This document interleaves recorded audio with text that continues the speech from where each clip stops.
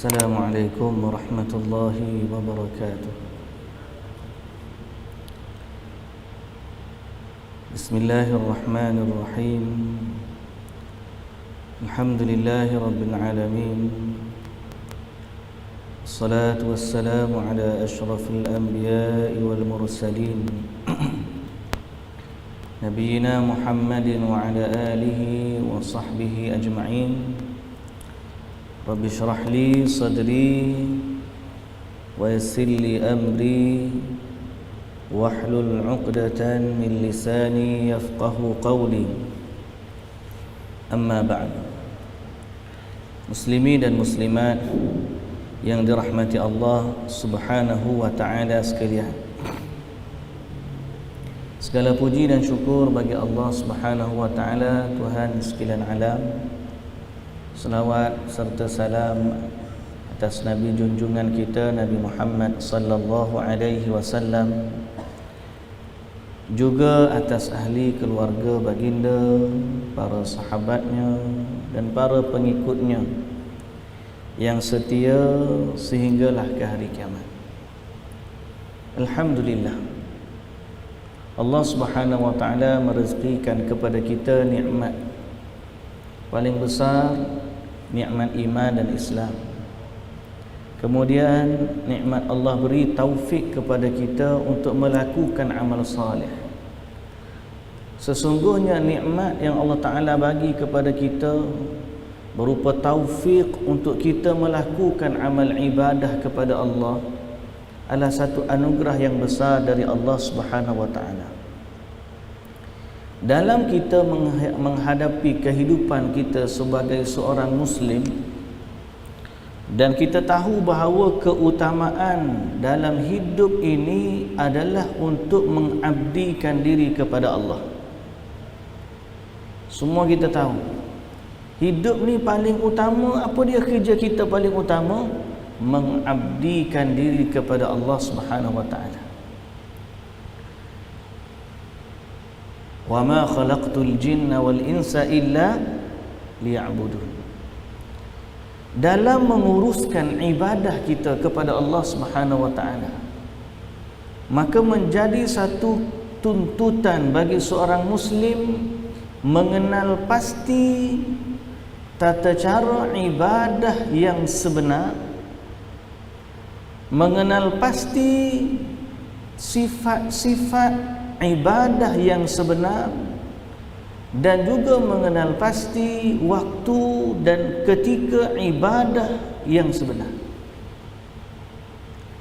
Kerana Allah Azza wa Jalla, apabila Allah Subhanahu wa ta'ala mewajibkan manusia ataupun memerintahkan manusia untuk beribadah kepada Allah, bersama dengan perintah itu adanya panduan.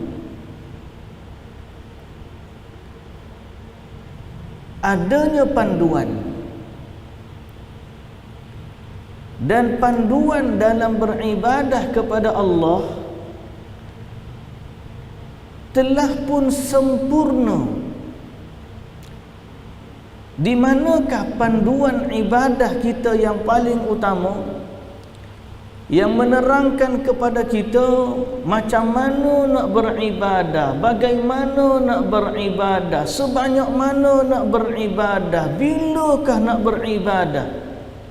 Semuanya panduan itu telah pun sempurna diajarkan oleh utusan Allah Azza wa Jalla kepada hamba-Nya. Dan pada setiap dari kalangan umat pasti ada Rasul yang diutuskan untuk memandu umat itu bagaimana caranya mengabdikan diri kepada Allah. Wa ma arsalna fi qaryatin min nabiyyin, ataupun wa laqad ba'athna fi kulli ummatin rasulan an i'budullaha wajtanibut taghut. Telah kami utuskan, kata Allah, pada setiap umat ada Rasul. Tujuan dia mengajak manusia mengabdikan diri kepada Allah Subhanahu wa taala. Justru dalam banyak-banyak panduan tata cara ibadah, dan semua kita tahu kita sedang menghampiri mausim al-ibadah, ataupun kita boleh panggil sebagai karnival ibadah. Kita sedang menghampiri apa? Karnival ibadah. Mana-mana pun kita sedang bercakap, tak lama dah ni, tak lama dah ni, tak lama dah ni. Hari ni kita berada pada tarikh Syaban berapa? 11 Syaban. 12 Syaban. 12 Syaban. Cepat ni. Baru duk kira-kira baru ni. Duk kira-kira hari ni 12 dah. Ya Allah. Maknanya depan kita ni ada satu musim pesta, Grand Carnival Ibadah.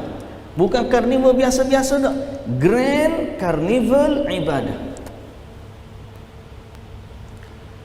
Jadi masa ibadah yang nanti, tiba waktunya musim ibadah besar-besaran. Disitulah berhimpunnya amal ibadah. Adanya qiyamul lail, ada puasa, ada baca Quran, ada zikir, ada doa, ada sedekah, ada Allahu Akbar. Sebelum datang lagi musim ibadah yang kedua, kita akan ada dua musim ibadah. Musim ibadah yang pertama Ramadan. Kemuncak kepada musim ni 10 akhir Ramadan. Musim ibadah yang kedua ialah bulan Zulhijjah, bulan haram. Bermula daripada Zulqa'dah lagi, bulan haram. Kemuncak dia Zulhijjah, awal Zulhijjah 10 hari pertama, berakhir dengan hari raya Aidil Adha. Karena itu kita bergembira dengan dua musim ini. Kegembiraan kita dengan musim ibadah yang pertama adalah dengan Aidil Fitri, dan kegembiraan kita dengan musim ibadah yang kedua adalah dengan Aidul Adha. Sebab kalau kita perhatikan, dua hari raya ni mendahului dua hari raya adalah musim-musim ibadah. Jadi sifat orang mukmin ni, dia gembira dengan apa? Gembiranya orang mukmin apabila dia dapat mengabdikan dirinya kepada Allah Subhanahu wa taala. Sekarang ni seluruh dunia orang sedang buat preparation untuk Ramadan. Kita pun buat juga, alhamdulillah. Tapi jangan sekadar preparation kita, kita nak gantung pelita-pelita dekat luar, kita tukar kapet baru, kita pastikan cat-cat baru, lampu manoh ada semua sekali. Itu persiapan fizikal. Ada orang dah start dah nak kira bisnes, bazar Ramadan ke apa semua, nak cari duit lebih pasal nak berhari raya. Itu persiapan orang yang nak bersukaria di hari raya. Tapi orang mukmin yang sebenar, dia akan melakukan persiapan rohani dia. Persiapan rohani lebih utama macam mana nak menghampiri atau memasuki bulan Ramadan. Jangan bila masuk Ramadan baru kita nak set up. Masa tu kita baru duduk tengah itu, sampai akhir tengah Ramadan baru nak panah. Orang lain dah pecuk dah akhir Ramadan, kita baru nak start. Apa benda muslimin dan muslimat yang dirahmati Allah, kita nak mempersiapkan diri dari sudut rohani kita sebelum kedatangan Ramadan al-Mubarak. Dari sudut rohani dia, rohani ni yang penting.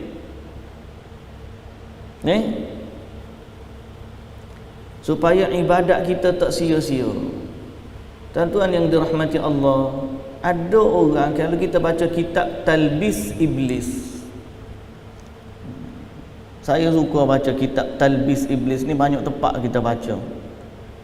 Cuma kalau kuliah bulanan tu jadi lambat nak habis pasal tebal kita. Antara inti kandungan Talbis Iblis ni, makna talbis tu adalah tipu daya. Tipu daya. Tipu daya ni makna dia packaging. Dalam lain, packaging dia lain, luar. Siapa dia yang buat packaging dan tipu daya tu? Iblis. Iblis ni antara cara dia menipu manusia, terutamanya manusia yang rajin buat ibadat. Iblis dia tipu ahli ibadah. Dengan cara apa? Dia menampakkan sesuatu ibadah atau sesuatu amalan itu nampak seakan-akan ibadah, padahal dia bukan ibadah. Ataupun dia suruh manusia buat ibadat yang kurang afdal, dia tinggalkan ibadat yang afdal. Nampak? Iblis ni. Ataupun dia sibukkan manusia dengan perkara-perkara yang mubah, perkara harus, sehingga manusia lalai dari ibadah. 3 kes kita sebut tadi. Pertama, dia menampakkan amalan, sesuatu amalan yang bukan ibadat pun, tapi dipackagingkan, dibalut dengan bungkusan ibadah sehingga nampak macam ibadat tapi sebenarnya bukan. Itu satu. Cara kedua dia tipu, dia galakkan buat ibadat yang kurang afdal. Orang ni raja, dia suruh buat amalan yang kurang afdal, sehingga dia tinggal amalan yang lebih afdal. Contoh ni mungkin kita boleh bagi contoh, dia gaya kita semayang kat rumah lah. Jadi orang pun tetap semayang kat rumah. Kalau semayang kat rumah boleh jadi imam untuk anak-anak. Kalau semayang kat rumah boleh semayang dengan ahli keluarga, boleh bimbing isteri, begini. Kita pun nampak betul juga. Akhirnya semayanglah kat rumah, masjid tak datang, rugi. Betul tak? Atau dia suruh buat zikir-zikir yang mana? Zikir-zikir hak biasa, zikir-zikir yang biasa, sehingga dia lupa kepada zikir-zikir yang disyariatkan dan memiliki fadilat yang luar biasa. Kita ada zikir-zikir yang diajar oleh Nabi sallallahu alaihi wasallam, afdal, terbaik, tapi dia duk sibuk dengan zikir-zikir lain. Kalau kita bimbang, zikir yang bukan zikir pun, tapi dijenamakan seolah-olah dia zikir, rugi. Kategori yang ketiga, dia kempen manusia kepada benda yang harus. Ahli ibadat ni dia kalau suruh maksiat payah sikit. Ahli ibadat ni dia kalau suruh maksiat payah sikit. Suruh masuk kelab malam memang tak . Suruh pergi panggung wayang memang tak . Tapi kalau ajak mancing, pergi ajak mancing. Malam ni tak payah mari semayang masjid berjemaah. Kita pergi lepas asar pun kita pergi. Balik bila?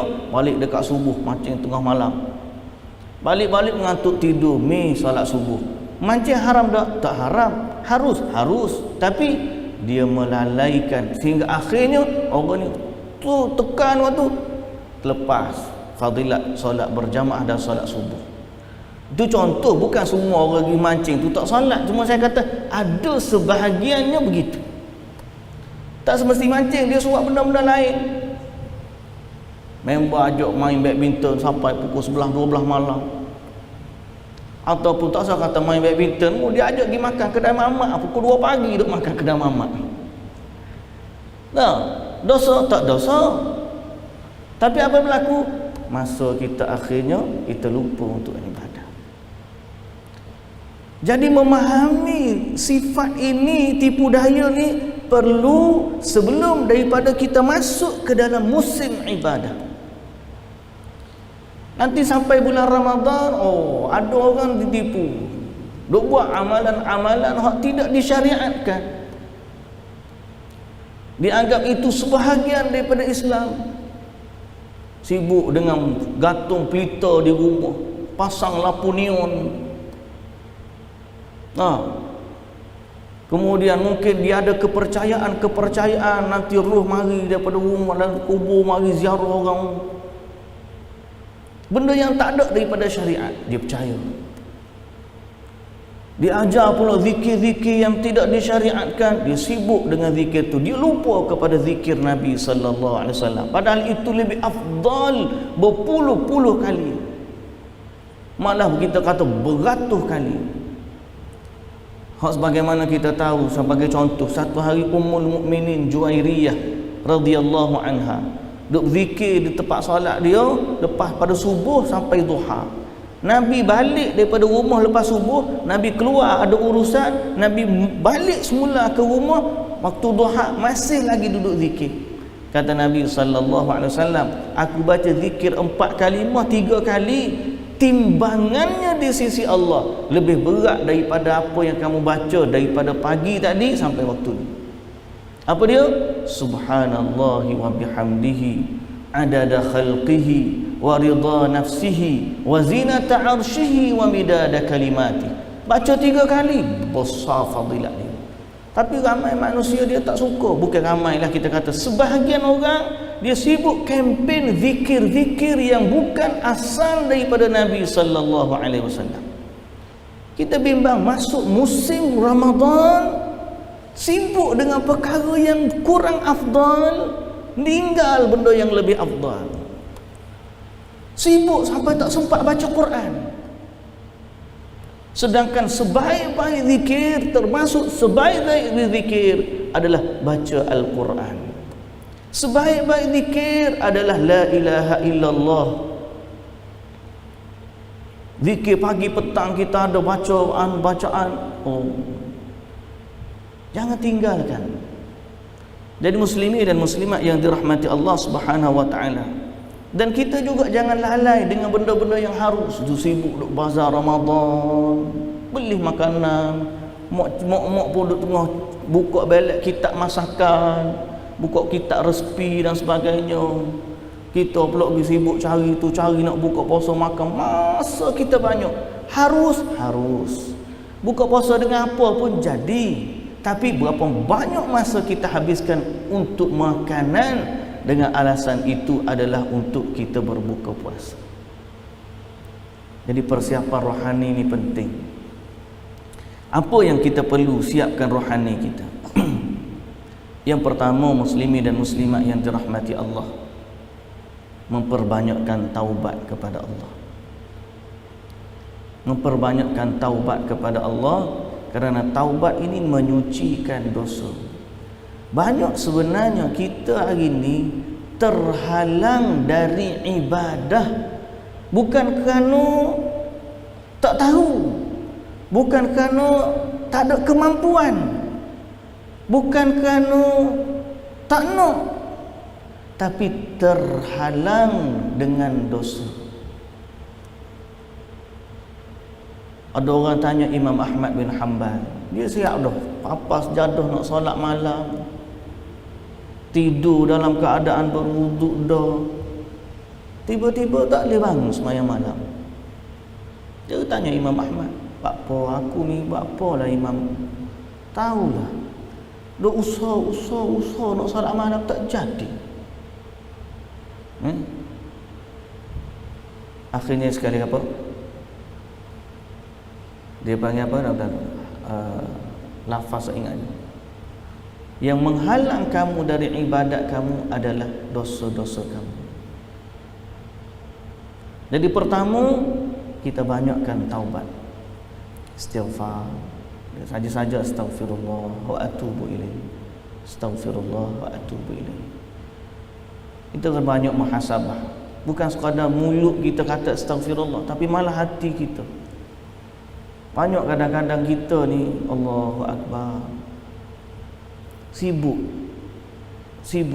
dengan apa? Sibuk dengan benda-benda yang tidak perlu bagi kita. Kadang-kadang kita ni semua benda kita nak ambil tahu.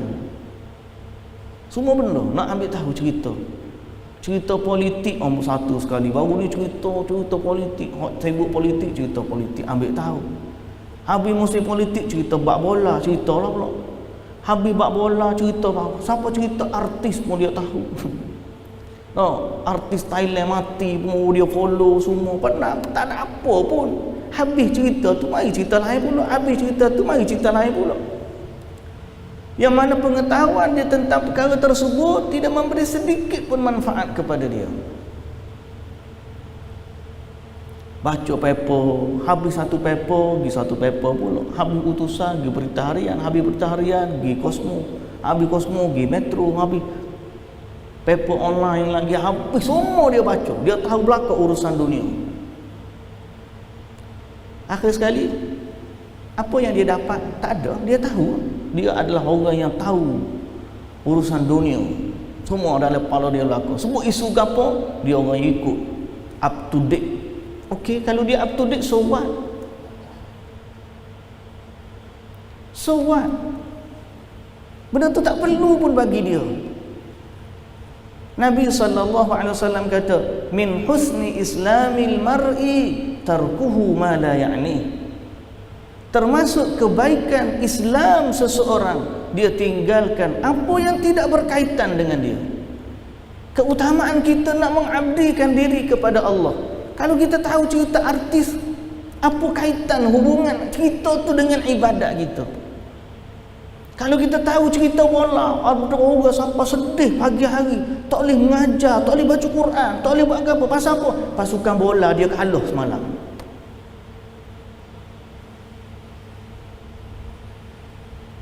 Sebaik kita Ramadan ni tak ada tournament, ada event apa-apa Ramadan tahun ni. Ada simbung dengan Piala Dunia, kau simbung dengan Copa mereka, kau simbung dengan ada? Tak ada. Kalau tak ada, alhamdulillah. Kalau kira orang kita ni kalau simbung mana bertembung, dia kalau layan Copa mereka lagi baru pukul 2 pagi ke apa semua nak tengok bola, tak kira mulai tak ada. Tinggalkan benda yang tak ada manfaat bagi kita. Hak tu hak kaki bolanya, hak lain pun tengok macam-macam. Min husni islamil mar'i tarkuhu ma la ya'ni. Tinggalkan benda yang tak ada manfaat bagi dia, bertaubat kepada Allah. Astaghfirullah, astaghfirullah, astaghfirullah. Payah tak? Payah, bukan mudah. Tengah kita baru tinggal 2 hari, berita siapa? Mari siapa? Buka telefon nak, mari siapa berita. Orang tu tanya lah, orang tu share lah, orang tu forward lah. Kita tak saya tengok. Dah tunjuk kat tu, tengok juga. Lah kali, kita pun mula tengok. Tarik sekali, dia tarik sekali, mari video lain-lain. Mari berita. Lari. Tadi ingat nak buka Quran, dia tengok telefon juga. Pakai tak tengok dah lah. Itulah situasi kita semua hari ni. Termasuklah saya juga, saya royak ni bukan kata kita ni mudah. Sama-sama kita muhasabah diri. Supaya apa nanti masuk musim ibadat, kita sibuk dengan ibadat. Yang kedua, muslimin dan muslimat yang dirahmati Allah,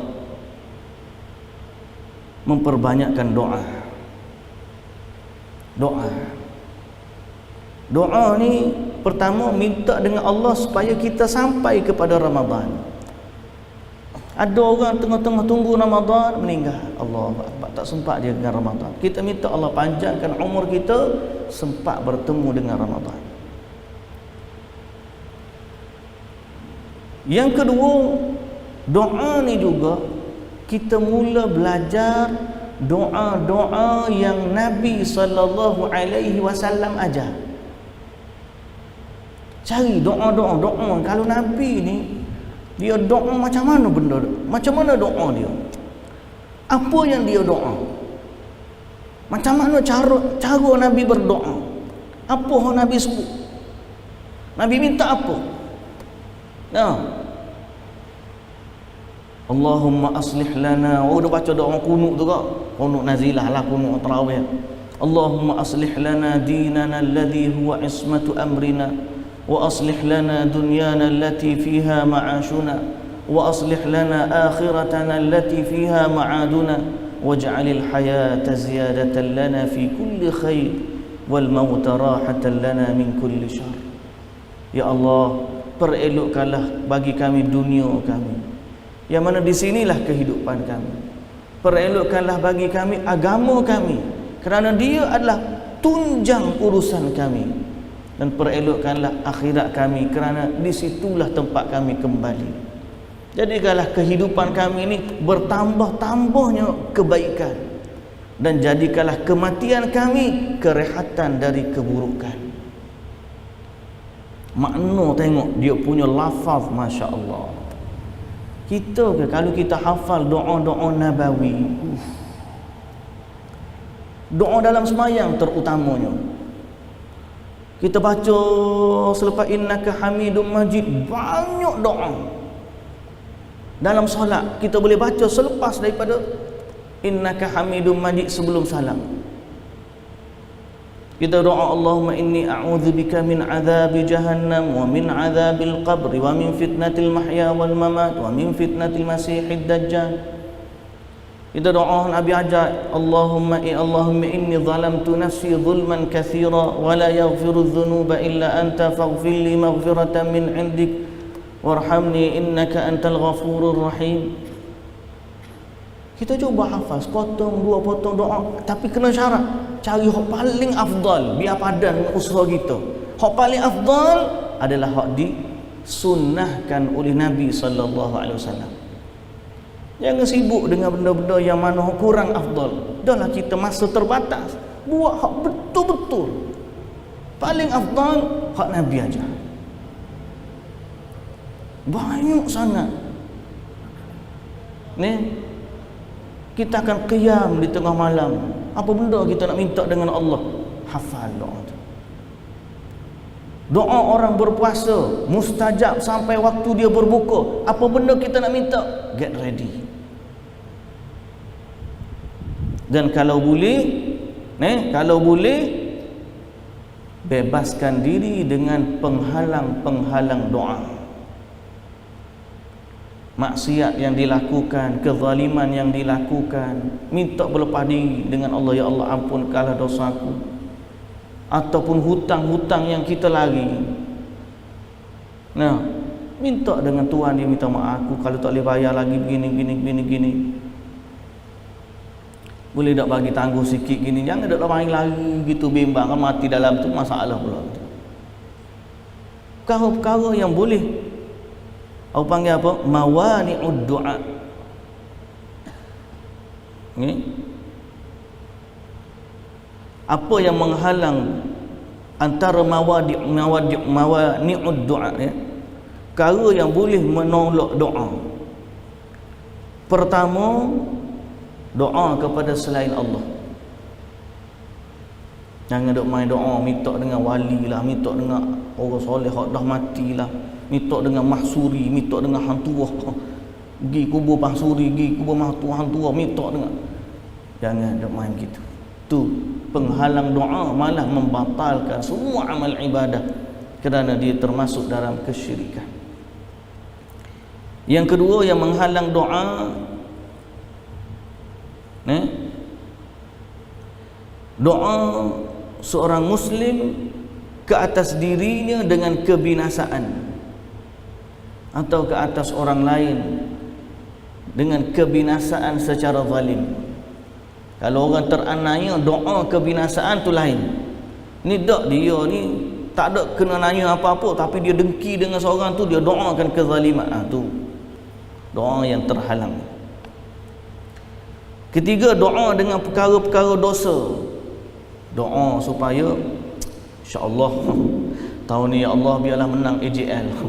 Contoh, minta supaya menang pertandingan menyanyi. Minta doa ya Allah biarlah menang pertandingan joget-joget. Tu memang tak payah minta lah begitu. Tak dikira lah ni kan. Orang lah ni menyanyi pun naik pentah lepas ucapan alhamdulillah kita dapat kemenangan ini dengan izin Allah. Ya ilah. Payah juga lah ni, ramai orang menyanyi dia pakai tudung tu seolah-olah Islamik dah lah. Lalu bila naik pentah dia syukur kepada Allah. Dengan bantuan Allah kita menang AJL. Tuan-tuan, kita tak minta doa kepada Allah pada perkara yang dimurkai Allah. Jangan hari ni kita ada projek nak curi ni, kita semaya hajat dulu, minta doa ya Allah jayakanlah projek curi ni. Tak ada orang gitu tuan-tuan. Jangan doa dengan maksiat. Yang seterusnya, doa seorang muslim yang tidak tidak tetap, ghairu atau ta'liq, dia sifat doa yang tergantung, doa yang tergantung. Macam mana? Ya Allah, kalau engkau berkehendak ampunkanlah dosaku. Dia gantung macam tu. Minta sungguh, ya Allah ampunkanlah aku, ya Allah ampunkan dosaku, ya Allah. Minta sungguh. Ni macam seolah-olah kita tak nak, tak apalah Allah ampun pun tak apa, Allah tak ampun pun tak apa. Tak boleh. Soal minta kena sungguh-sungguh. Allah nak ampun atau tidak itu urusan Allah. Tapi kita jangan minta dalam keadaan tergantung. Ya Allah ampunkanlah dosa-dosa. Ya Allah murahkanlah rezekiku. Ya Allah matikanlah aku dalam husnul khatimah. Minta sungguh. Minta dengan kesungguhan, jangan minta dengan tergantung macam tu. Yang seterusnya, istihsar, doa orang yang putus asa. Putus asa dengan Allah. Doa, mintalah doa dengan Allah. Aku minta banyak kali. Doa lah, agak nangis begitu lah. Putus asa. Ada tak orang putus asa minta? Orang suruh doa dia pun doa tu macam terpaksa. Doa tu macam kena paksa doa. La ilaha illallah. Macam mana nak diterima doa macam tu? Yang seterusnya, doa dari hati yang lalai terhalang daripada diterima. Yang seterusnya, doa dengan tidak beradab kepada Allah. Kita dengan Allah ni kena ada adab. Adab dengan Allah ni maknanya kita buat apa yang Allah nak. Bukan kita kata adab tu kita fikir. Sebahagian orang dia anggap dia beradab dengan Allah ikut neraca dia. Dia rasa benda ni beradab lalu dia buat. Tak boleh, bukan macam tu. Beradab dengan Allah ni ikut neraca Allah. Kan ada isu sehari dua hari ni orang duk zikir dengan guna lafaz dhamir. Tahu tak?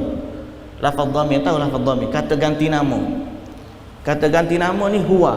Huwa ni merujuk kepada dia. Lalu dia pun minta zikir kepada Allah hu.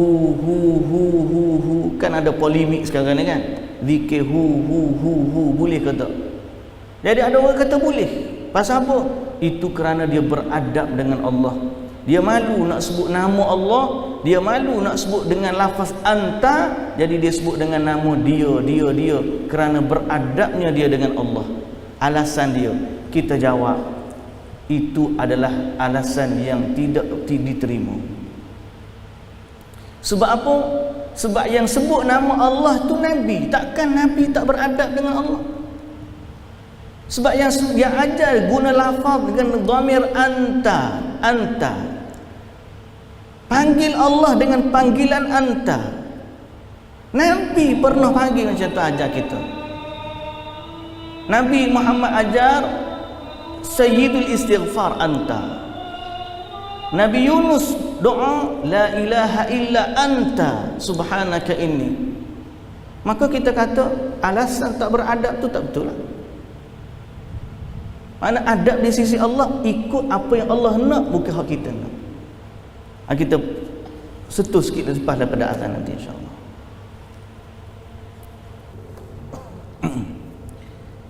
Baik, muslimin dan muslimat yang dirahmati Allah Subhanahu wa taala.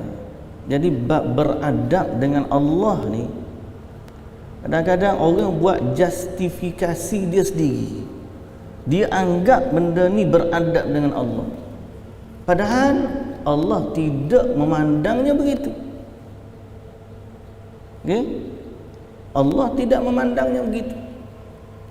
Baik dia nak guna dhamir anta, kau dia nak sebut nama Allah kau, yang utama sekali ialah tidak ada orang yang paling beradab dengan Allah lebih daripada Rasulullah sallallahu alaihi wasallam.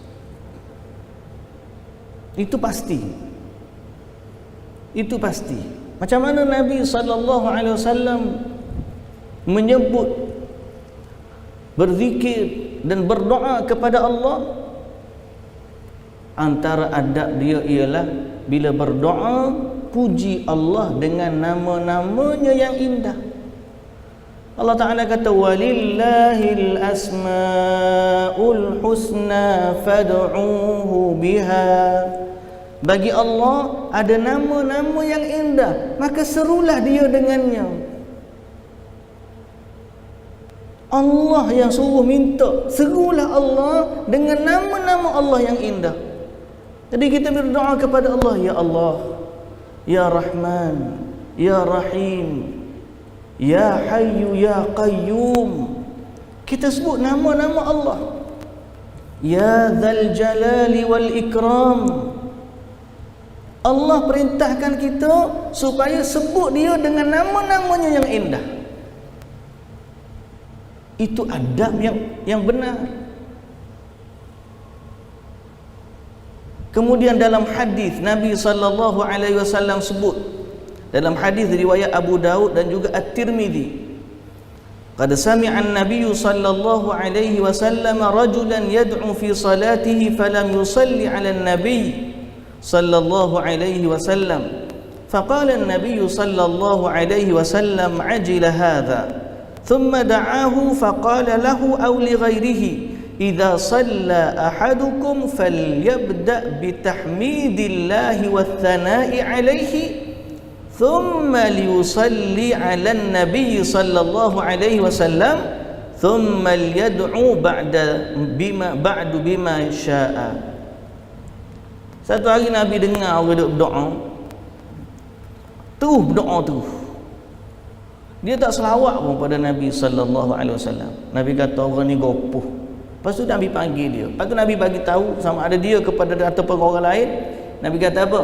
Apabila salah seorang daripada kamu berdoa, mulakanlah doanya dengan puji-pujian kepada Allah. Puji Allah. Ya Allah, alhamdulillahi rabbil alamin. Ya Allah, segala puji bagimu Tuhan sekalian alam. Ya Hayyu ya Qayyum, ya Dzal Jalali wal Ikram. Minta, sebut nama-nama Allah yang ini, puji Allah. Kemudian Nabi kata apa? Thumma liyusalli 'alan nabiy sallallahu alaihi wasallam. Kemudian berselawatlah ke atas Nabi. Itu adab. Itu baru betul. Adab yang betul ialah sebut nama Allah dengan nama-nama yang indah, puji Allah dengan nama-namanya yang indah, dan selawat ke atas Nabi sallallahu alaihi wasallam. Kemudian berdoalah setelah itu dengan apa yang dia kehendaki. Ini adab yang benar. Kalau kita bawa sesuatu, kita justify adab tu ikut selera kita, maka perkara tersebut tidak diterima oleh Allah Subhanahu wa taala. Yang kita nak ialah apa yang Allah sendiri perintahkan dan apa yang Nabi sallallahu alaihi wasallam ajarkan. Termasuk dalam perkara yang tidak beradab dalam doa ialah melampau dalam mengangkat suara bila berdoa. Aisyah radhiyallahu anha bila baca ayat wala tajhar bi salatika wala tukhafit biha wabtaghi baina dhalika sabila. Janganlah kamu keras dalam salatmu Dan jangan pula kamu terlalu perlahan dalam doa, dalam salatmu. Wabtaghi baina dzalika sabila, carilah tengah pertengahan. Maknanya sederhana. Kalau terlalu kuat, siapa doa tu macam kita panggil jerkah, macam jerkah, tahu jerkah? Macam panggil dengan marah. Kita panggil pembesar pun kita tak panggil suara macam tu. Kita cakap dengan raja pun kita tak cakap macam tu. Tiba-tiba bila bercakap, berdoa dengan Allah, dia punya suara, Masya Allah. Jangan pula terlalu perlahan siapa. Tak sebut doa dia, duduk mulut tutup. Orang kata doa tak? Doa dalam hati. Tak sebut doa dia sebut. Tapi dengan suara yang merendah di hadapan Allah Azza wa Jalla. Sebut dengan baik, sebut dengan sopan, sebut dengan kerendahan diri, ya Allah. Allahumma ighfir li dhunubi wa liwalidayya warhamhuma kama rabbayani shaghira. Sebut dengan doa, dengan lafaz, dengan adab seperti mana yang diajarkan oleh Nabi sallallahu alaihi wasallam, dan jangan melampau dalam doa. Itu dua, taubat dan doa. Dan persiapan kita juga dari sudut rohani, perbaikilah solat kita. Perbaiki kualiti solat kita. Malu kita. Setengah tu kadang-kadang dia puasa tapi tak semayang. Dahsyat lagi. Kalau dosa puasa tapi tak semayang, jawapan dia baik tak payah puasa. Banyak sungguh. Kalau puasa tapi tak semayang, baik kamu makanlah, tak payah. Pasal apa?